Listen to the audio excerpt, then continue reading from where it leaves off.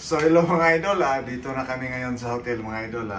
Pasensya na po sa mga nagtiwala sa akin, sa mga followers ko, sa mga taga Cebu, siyempre sa pamilya ko, sa mga sponsor ko, sa mga kaibigan ko dyan, sa coach ko. Sorry talaga kasi ginawa ko po talaga yung lahat namin, ginawa namin yung lahat para po manalo. Pero yun, ganito talaga ang laro ang boxing mga idol, may matalo, may mananalo. May man-knockout ako nga, na-down ako ngayon at saka yung coach ko siyempre naubusan na, kita nyo naman.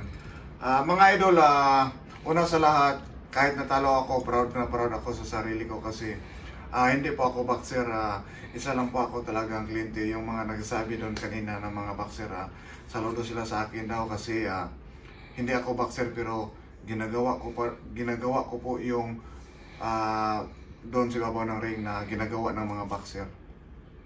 Siyempre doon ako naisip ko talaga na proud na proud ako sa sarili ko kasi yun, ginawa ko yung mga gagawain ng mga boxer kahit hindi ako boxer.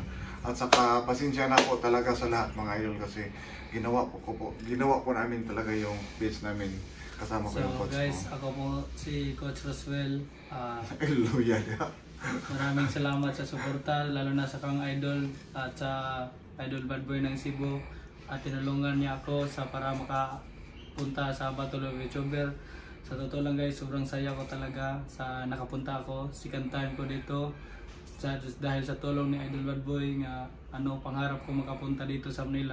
So sa lahat ng mga Bisaya dyan, taga Cebu, pasensya na po sa talo tayo. Kinapos ng hangin, kinulang sa training kasi. So sa susunod na laban, pagbubutihan po namin ang pagtitraining. Ibibigay namin lahat talaga.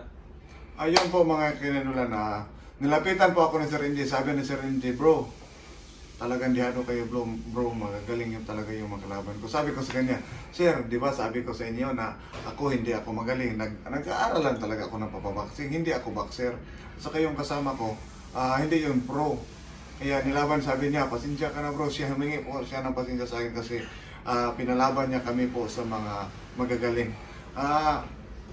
Para sa akin, hindi ko po masisisi si Sir Indy kasi siyempre, akala niya magaling ako at kasi malaki ako.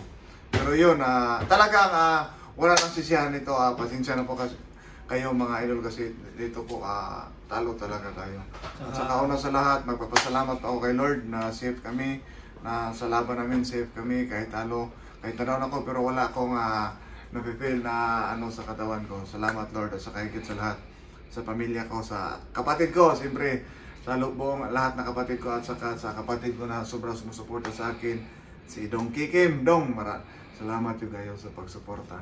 O sa lahat ng mga sponsor ko, siyempre Arcaraber Cebu, higit sa lahat si Sir Charlie Ong. Sir, alam ko na mabuti kang tao kasi hindi mo kami pinabayaan dito sa Cebu, sa Manila kahit sobrang busy mo, dito ka. Sinusuportaan mo kami at saka sinusuportaan mo ako. Maraming salamat. At saka sa lahat ng sponsor ko, Kulas Design, Sir Nicole, sorry sir, Badbit Sir, Sir Calvin Ang, sir, sorry talaga. Sa lahat ng mga sponsor ko, hindi ko kayo may isa-isa. Sir Alan Porterhouse, salamat talaga sa suporta. Kahit matalo-manalo, sabi niyo, nandun kayo. Pero talo talaga tayo. Hindi ko kayo isa sa lahat ng mga sponsor ko. Maraming salamat, maraming salamat talaga. Babawi kami sa susunod. Pagsikapan namin yung pag-iensayo.